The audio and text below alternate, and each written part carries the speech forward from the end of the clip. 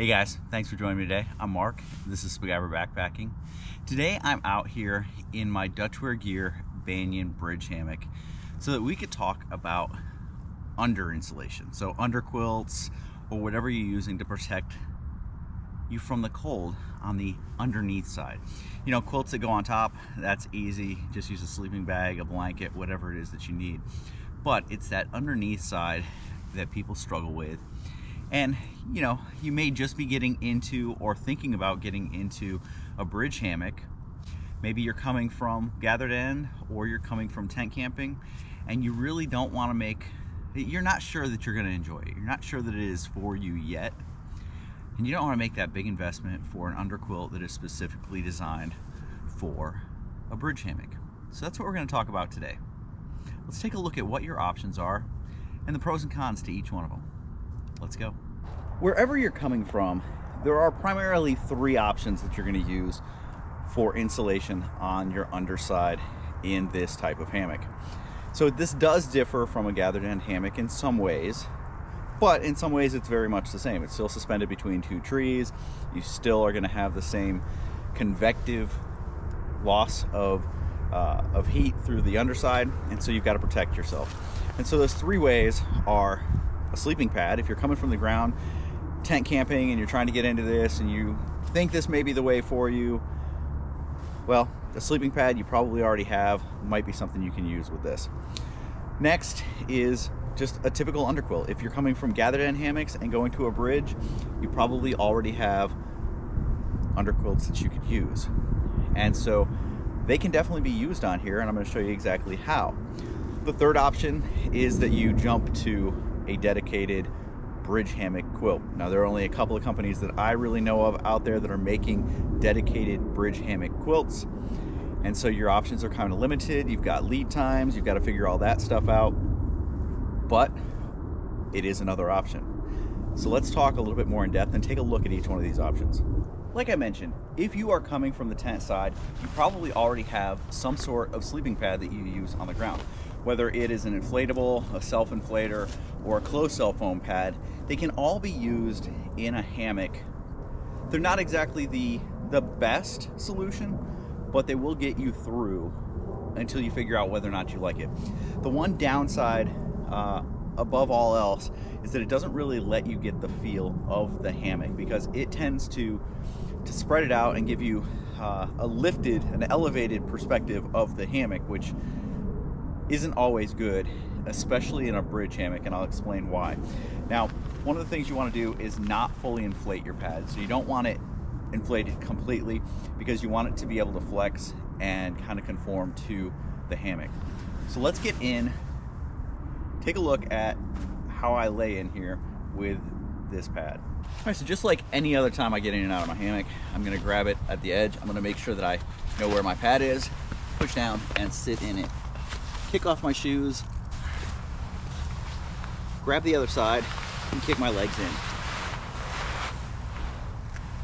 Now, what I will say, on a pro side, this gives an extremely flat lay, which if you're coming from the tent side is going to be something that you recognize and something that you're familiar with, while getting you up off the ground and expanding where you can actually hang, where you can camp, because you're no longer committed to level ground. You're no longer committed to flat ground. You can hang between two trees as long as you have two trees that are spaced in a sort of good distance.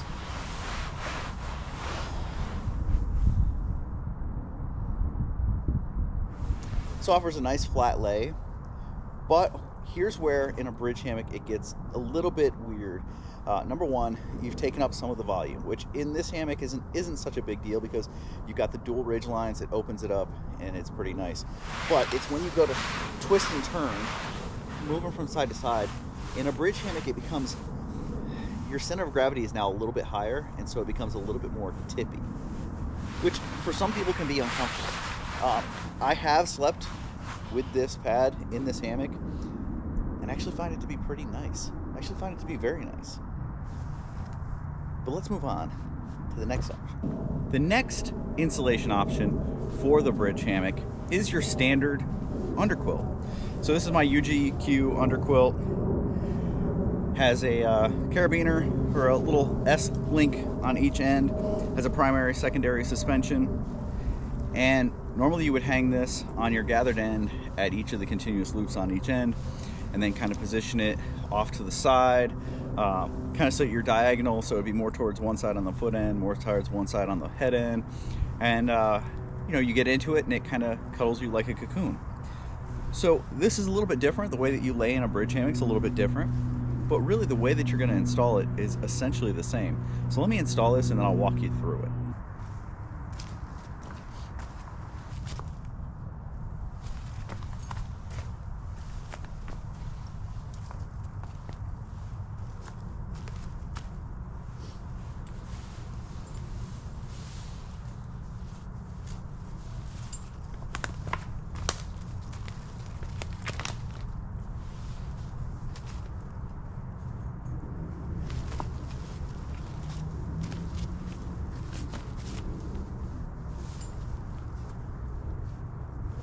Now you can see, especially compared to the pad that was in here, how much this quilt is lifting my entire hammock up. And it's because of the suspension, and especially the way that I like to route the suspension. So I have the suspension connected the same place that I connect my tree suspension. And so it does tend to lift it. You do make sure that you've let out all of your suspension to the maximum and then adjust it from there. But what I like to do to ensure that it stays up is actually go around my poles. So I've got the spreader bar here, and rather than having the suspension run underneath and straight up to where it connects, I run it over the top of that pole, which ensures that it's going to stay around my hammock, whether I get in and out. Makes for getting back in it after getting up for a nature call in the middle of the night, or any other time. It just makes it a lot easier. So let's get in this and talk about the pros and cons of this system. Again, getting in just like I would any other time, and make sure that I've got a hold of the side of the hammock and not just the quilt. Get in, and of course it's going to sink because it was lifted up quite high due to that suspension. Now that I'm in it, it's at the height it'll be. Kick off the shoes. Get in. Now immediately what you should notice is that I am much deeper in this hammock because I'm not lifted up by the sleeping pad. The underquilt can be adjusted. You can adjust the suspension to pull it one way or another. Right now it is pretty much perfect for me. This quilt right now is covering me pretty much from my head all the way to my feet. So it is perfectly positioned. I could adjust it if I needed to, don't need to. So advantages: immediately warm. I've got that quilt snugged up to my butt, no problem. Because this isn't an extra long underquilt, it isn't extending off either end, so I don't really have any risk of draft coming in. If I did, cinch up those draft collars, cinch up the cords at the end, and it should help to protect that. Here's the downside. You can probably see it on this upper side, but one of the cool things about a bridge hammock is that you can see out both sides and see the world. Well, as I'm laying in here, because this is a standard hammock or a standard underquilt, it comes up quite high and blocks my view quite a bit. Not the end of the world, but it is something to be aware of, and it is a spot that if it is windy, drafts can actually get down in here because the part that has the cinch on it isn't up against the hammock. So there is some degree of, a little bit of chill that could get in there just due to that, but I have not had too much experience with that. Overall, great option, and shows that you don't need a specialty underquilt to make this work. Takes a little bit of fiddle factor to set it up, figuring out where you're actually going to clip it, how much you need to adjust, and then getting it so that it's centered. But once it's set, it is a great option. Let's talk about that final option, the one that is dedicated to the bridge hammock. And that is a quilt that is custom designed, or specifically designed for a bridge hammock. And what you'll notice about this is it looks just like a small blanket. There's no elastic to it. There's no suspension hanging off the end of it. On each corner, there is you can either have a D-ring or a carabiner just on some Grosgain, and that's it. That's all there is to it. Now, a buddy of mine, Rob Pelton, who is a longtime bridge hammock advocate and swears by them, gave me a tip. He had seen me struggling to put an underquilt on, getting it down on the ground, and so he showed me the trick. So with a dedicated underquilt like this, let me show you the trick to putting this on. Super easy. All right, so here it is. Now, this quilt does have a dedicated head and foot end. The head end has the logo on it. So you take your hammock, you flip your hammock upside down. Then you take your quilt, you simply lay your quilt the way that it goes on the hammock. Then you go to each of the corners, and this hammock has D-rings. You just clip the mini carabiners into the D-rings.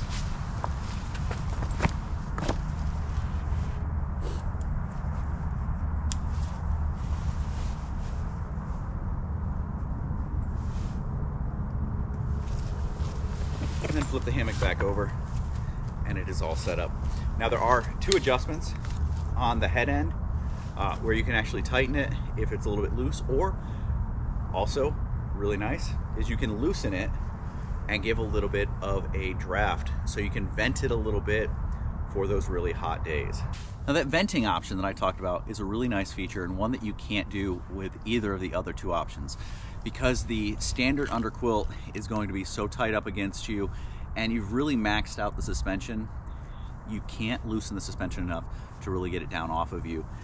But with this one, you can. And so that's actually a really nice feature on those warmer days where you get into your hammock before it really cools off, but it's going to cool off at night. You can vent it a little bit and then reach out and actually snug those up. And you can actually snug those up from inside the hammock, which is also really nice. This one just happens to fit perfectly. I mean, it is end to end on here. Getting in, super easy. You don't have to worry about sitting in the underquilt, because it just comes to where it needs to. There's no excess material, there's no excess fabric, there's no excess down, so you're not carrying any additional weight. This is going to be the most elegant, perfect design for this hammock. Now, this one is the Ridge Reaper by Loco Libre. It is designed for a ridge runner, works perfectly on this Dutchware Gear Banyan. Instantly feel the warmth, instantly great, no problems with comfort. You don't feel, one of the things that with the standard one, if you don't have it full length, you can feel where the straps are, or where the cinches are at the bottom. You know, it'll kind of dig in a little bit. This one just feels perfect. It feels super comfortable. I mean, really, it's almost like this quilt was designed for this hammock. Let's review the pros and cons of each of the options that I've given you today. We'll start with the sleeping pad. First of all, if you already have it, it's an expenditure you don't have to make. It's something that you can start with to figure out whether or not you like hammock camping, whether or not it's something that you can do. Another pro is that it actually widens it out and flattens it out a little bit, because you don't fall into the bottom of it, so there isn't as much of a concave. It actually flattens it out and makes it a lot more like sleeping on the ground, and that's something that I know a lot of people do prefer. Downsides. Well, first downside is that it lifts you up and it reduces the area that you have above you, the volume above you. And if you're claustrophobic, that could be a problem. Especially when you have not just the bug net on here, but you have the winter cover on, because that closes it in a little bit more. Second one is that because it lifts your center of gravity, it does make a bridge hammock slightly more tippy. In some hammocks, it will make it a lot more tippy, so it kind of depends. But it is a great option if it's something that you already have. Like I said, you can go with an inflatable, a self-inflating, or a closed cell foam pad and get what you need, that insulation underneath you, and still have it provide a comfortable experience and let you see whether or not you enjoy bridge hammocks. So next, if you already have a hammock, but it's a gathered end hammock, and you have underquilts for it, but you're moving to a bridge hammock and you're not sure whether or not you're gonna like it, can you use a standard underquilt? And the answer is absolutely yes, you can. and I showed you exactly how. Now you've got to make sure that you extend the suspension all the way out, which then limits the amount of adjustability that you actually have with the suspension on that hammock or on that underquilt. But it does provide that instant warmth, that really nice, it allows you to feel the hammock rather than laying on a pad that's artificially above the hammock.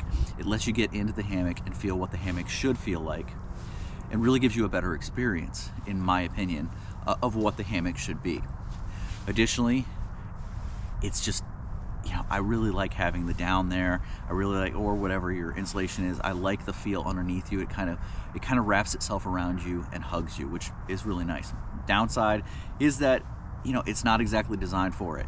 Depending on the fit, you can get some gaps and get more, you're more susceptible to cold butt syndrome due to wind getting in between the hammock body and the quilt. Now, it's not bad, and most of the time you can figure out ways to alleviate that, but know that it exists. And the last one is that, you know, one of the nice things about a bridge hammock is that you can see the world. You can lay in it and see out both sides, unlike a gathered end where you can only see out one side. But with the standard underquilt, it comes up on the sides. It's not cut to the shape of the hammock, and so it blocks some of your view. And if that's a problem for you, well, the last option is the actual quilt that is designed for a bridge hammock. A little bit more costly, definitely less use. You can't go back and forth. So you could take a standard quilt and use it on a gathered end and then come to a bridge hammock and use it and get away with it. And I have done that. I've done that quite a bit, and it works just fine. You can't take a quilt that is designed for a bridge hammock and go backward and go to a gathered end and have it work. It doesn't have the suspension. It doesn't have the cinches on the end. It doesn't have the elastic shock cording in it. It just isn't going to work the same way. So that's a downside to that, is that it is single use. It's single function. You're not going to be able to rotate it out. But it uses less fabric. It doesn't have any waste. It is purpose designed for this hammock, and it just works great. Look, I've made the switch from gathered end to bridge hammocks, and I don't see myself going back. I sleep better, I'm more comfortable, I have less pain, and I wake up refreshed in the morning. I have tried going back to a tent, and while I get the flatter lay, I still am missing the, you know, it's that ease of getting up. For whatever reason, getting out of a hammock at night to go relieve yourself is so much easier than getting up and out of a tent. And I just find myself more comfortable and more relaxed in a hammock than I am in a tent. I feel like I'm a mess in a tent, but not so much in a hammock. So thought I'd give you guys some options, let you know that getting into a bridge hammock is not something that you've got to jump with both feet into. Get the hammock. If you don't like it, sell it. Someone out there is going to buy it. If you want to, and you find that you are going to stay with it, it's nice to invest in the underquilts that actually fit it. But I gave you some options today, and that's what it's all about, is having options, deciding what works for you, and going with it. Appreciate you guys checking this out today. If you have any questions, any comments, leave them in the comment section down below. If you haven't done so before, go ahead and hit that subscribe button. It helps us out tremendously. Costs you absolutely nothing. And as a side note, I am starting a Patreon page, and the link is down in the description below. Let me know what you think. Appreciate it, guys. I'll see you guys down the trail.